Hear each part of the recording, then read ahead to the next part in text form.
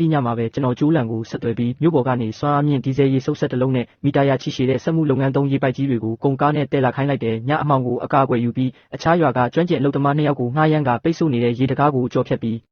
ပိုဝေးတဲ့ပေမရေမြောင်းအထက်ပိုင်းကနေတိုက်ရိုက်ပိုက်သွယ်လိုက်တယ်ပြီးတော့ရေချိုတွေကိုကျွန်တော်ကြာဆွဲကန်တဲ့ကိုအဆက်မပြတ်စုပ်တင်လိုက်တော့တယ်အဲ့ဒီအချိန်မှာပဲကျွန်တော်ဟာကြောက်မှန်ချံကိုရွာထဲမှာအမှတ်တကယ်အထီးကျန်သွားစေမဲ့ကိစ္စတစ်ခုကိုလုပ်ခဲ့တယ်ကျွန်တော်အရက်ကောင်း2ပလင်းနဲ့စစ်လိတ်ချို့ကိုဆွဲပြီးအဖိုးဆုံးရဲ့အိမ်တကားကိုတွားခောက်ခဲ့တယ်မိနစ်ကကြောက်မှန်ချံရဲ့ဘဲတွေကြောင့်အဖိုးဆုံးရဲ့စပားခင်းတွေပျက်စီးခဲ့ရပေမဲ့အဖိုးဆုံးကပဲပြန်ပြီးရော်ကြီးပေးလိုက်ရတဲ့ကိစ္စကိုသူအမြဲတမ်းရင်ထဲမှာအခဲမကြေဖြစ်နေခဲ့တာပါကျွန်တော်အဖိုးဆုံးကိုပွင့်ပွင့်လင်းလင်းပဲပြောလိုက်တယ်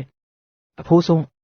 းအခုကျွန်တော်ရဲ့ကြာဆွဲကန်ကပူကျဲလာတော့လူအင်အားလိုနေတဲ့အဖိုးကိုကျွန်တော်တို့ပြမယ်နေတိုင်းဘဲဥကောက်ဘဲချန်ရှင်းအစာနေတဲ့အလုပ်တွေကုလုပ်ပေးဖို့တရက်ကိုရွံ150ချက်ချင်းရှင်းပေးမယ်နေ့လယ်စာတစ်နက်လဲကျွေးမယ်ဒါအပြင်အန်တီ1နဲ့ရွာထဲကနာမည်ကောင်းရှိပြီးအလုပ်လုပ်တာတွက်လက်တဲ့တခြားအန်တီတွေကိုလည်းလာကူလုပ်ပေးဖို့ခေါ်ချင်တယ်အဖိုးကျွန်တော်ကိုကြားခွဲစားလုပ်ပေးနိုင်မလာ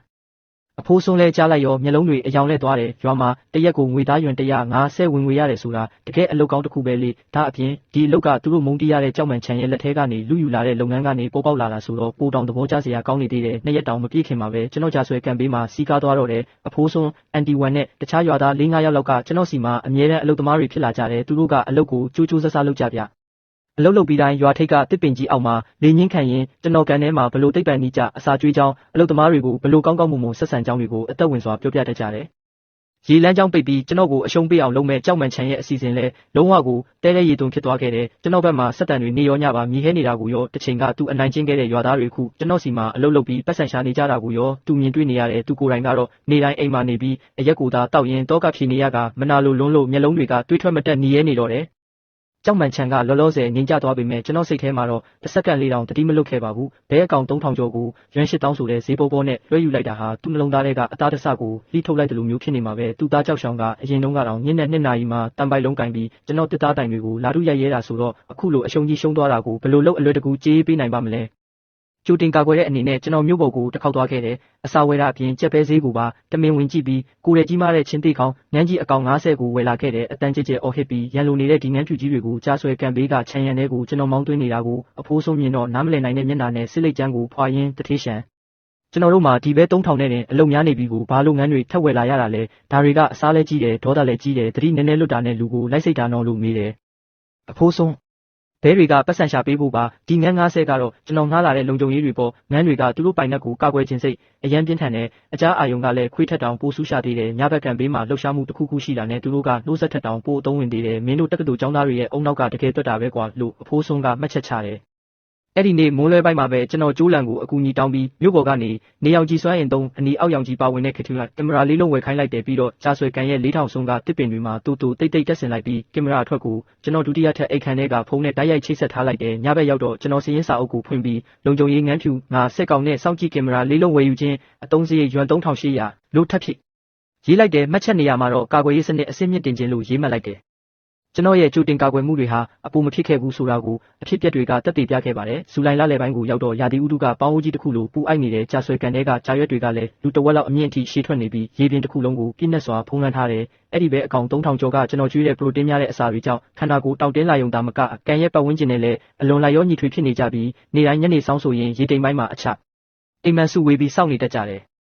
လေတစ်ချက်မှမတိုက်ဖဲအိုက်ဆက်နေတဲ့ညနေတစ်ခုရဲ့မနက်တနာရီခွဲချိန်မှာဂရင်ပေးမှထားတဲ့ကျွန်တော်ဖုန်းစီကနေဆူရှာတဲ့တုံခါတန်နဲ့နှုတ်ဆက်တန်ရုပ်တရက်ထွက်ပေါ်လာတယ်ကျွန်တော်ချက်ချင်းမျက်လုံးဖွင့်ပြီးဖုန်းကိုကောက်ကင်ကြည့်လိုက်တော့မျက်နှာပြင်ပေါ်ကကင်မရာအမှတ်3မှာဝါတာတာလူရိပ်3ခုကိုတွေ့လိုက်ရတယ်သူတို့ကရွာအနောက်ဘက်ကျူပင်တော့အဆုံးကနေကြားဆွဲကန်ဘက်ကိုခိုးကြောင်ခိုးဝက်ချင်းကပ်လာနေကြတယ်အရှိဆုံးကလာတဲ့လူကလက်ထဲမှာလေးလံတဲ့ပလတ်စတစ်ပုံဖြူ2ပုံးကိုဆွဲထားပြီးသူကိုနီကိုထားကအရန်ကိုရင်းနှီးနေတယ်အဲ့ဒါကြောက်ရှောင်ပဲဖြစ်တယ်ကျွန်တော်အေးဆက်ဆက်တစ်ချက်ပြုံးလိုက်ပြီးအဝတ်စားကိုမြင်ဝတ်လိုက်တယ်ပြီးတော့တကားနောက်ကနေအလင်းအပြင်းဓမီတလက်နဲ့ကိုခံပညာသုံးတုတ်တစ်ချောင်းကိုဆွဲယူကအတန်မမီစေပဲအောက်ထပ်ကိုဆင်းလာခဲ့တဲ့ကင်မရာထဲမှာတော့ကြောက်ရှောင်တဲ့မြို့ပေါ်ကလာတဲ့လူမိုက်ဖြစ်ဟန်တူတဲ့နောက်ထပ်လူ2ယောက်ဟာအန်ဆန်ခါဘေးကိုရောက်နေကြပြီအကိုတကယ်အကုန်လောက်ထက်မှလားနာပေါင်းတက်စေထာရခွတ်တွေနော်ဒီတပုံးလောက်ချလိုက်ရင်သူ့ရဲ့ဘဲထောင်ချီသေးဖို့မပြောနဲ့ဒီအေကရှိရကျဲတဲ့ကြာဆွဲကန်တွေကတက်ရှိတွေဆိုလို့မရှင်းတကောင်တောင်ကြမ်းမှာမဟုတ်ဘူးလို့တယောက်ကပြောတယ်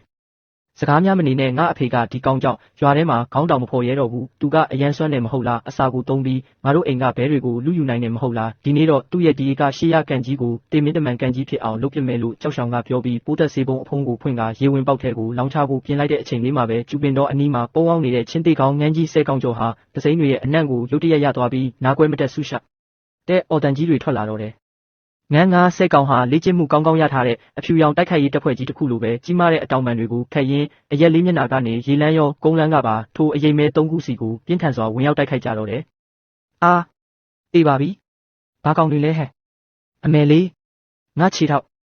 အာငါဘယ်ဘက်ပါကိုမစိမ့်နဲ့လေ။အဲ့ဒီအချိန်မှာပဲကျွန်တော်ကျူပင်တော့ကိုတွန်းဖယ်ထွက်လာပြီးလက်ထဲကအလင်းအပြင်းဓမီကိုဖွင့်လိုက်တယ်ဆူရှာတဲ့အလင်းတန်းကြီးဟာဓာတ်တော်တလက်လိုပဲဖျို့ဖျဲဖြစ်နေတဲ့အဲ့ဒီလူယုံမှာ3ယောက်ကိုနေရာမှာတင်ရက်တန့်သွားစေတယ်။ကြောက်ရှောင်ညတကောင်ကြီးငါကံပေးမှာကျင်လာကြိုက်ခံနေတာလားဒါမှမဟုတ်အစိတ်ခတ်ပြီးစီးပွားရေးလုပ်ငန်းဖျက်ဆီးမှုနဲ့ထောင်ဒဏ်ဘယ်နှစ်ကြာနိုင်လဲဆိုတာစမ်းကြည့်ခြင်းလို့လားလို့ကျွန်တော်မေးလိုက်တယ်။ရှန်ယန်